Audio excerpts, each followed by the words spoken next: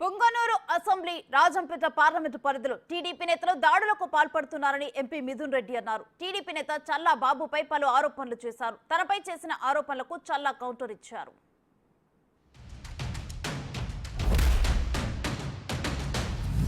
ఎప్పుడూ లేని కొత్త సంస్కృతికి ఈరోజు తెరలేపుతా ఉన్నారు.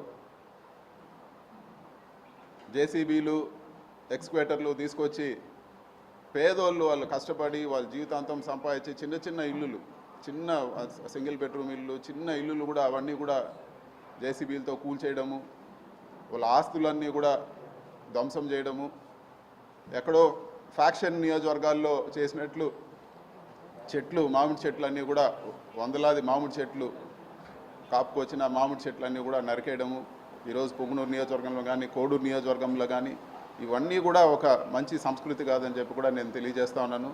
రాజకీయంగా అంటే ఏదైనా రాజకీయాలు ఎలక్షన్లప్పుడు రాజకీయంగా కొట్లాడలే కానీ చిన్న చిన్న వాళ్ళపైన వచ్చి వాళ్ళ ఆస్తులపైన, ఈరోజు వాళ్ళ కుటుంబ సభ్యులపైన, వాళ్ళ వెహికల్స్ కానీ, లేకపోతే ఇంకా కూడా దారుణమైన విషయం ఏమంటే పొంగనూరు నియోజకవర్గంలో పేదవాళ్ళు ఆవులు మేపుకొని బతికే వాళ్ళు ఆవులు దొంగతనం చేసి తీసుకెళ్ళిపోవడము, కళ్యాణ మండపాలు కూల్చడము, ఈరోజు దారులు ఇవ్వకుండా అడ్డగించడం, ఇన్ని కూడా ఘోరంగా జరుగుతూ ఉన్నాయి.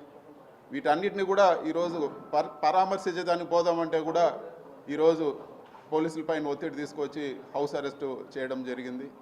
ఒక ఎంపీగా నా నియోజకవర్గంలో తిరగడానికి కూడా ఈరోజు నా నియోజకవర్గ ప్రజల్ని కలవడానికి కూడా ఈరోజు రెస్ట్రిక్షన్స్ పెట్టి తిరగనీయకుండా, ఇది వరకు షెడ్యూల్ పెట్టుకుంటే పోలీసు వారు ఇంకొన్ని రోజులు పోనీయండి సార్, ఎలక్షన్ అయింది ఇప్పుడే కొన్ని రోజులు పోనీయండి అని, మరి ఈరోజు కూడా హౌస్ అరెస్ట్ చేసి ఆపాల్సిన అవసరం ఏముందని చెప్పి కూడా.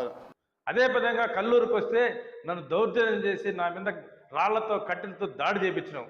అదే చదువులో వస్తే నా మీద దాడి చేయించినాం.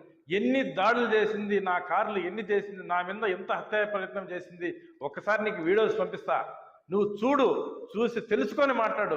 తెలియకుండా నేనేదో దావులు అమ్మిచ్చేస్తాడా, మామిడి చెట్లు నరికిచ్చేస్తాను, ఎక్కడన్నా ఒక్క తావును చూపించు, నేను కానీ నీ మామిడి చెట్లు నరికిచ్చింటే నేను వచ్చి క్షమాపణ చెప్తా.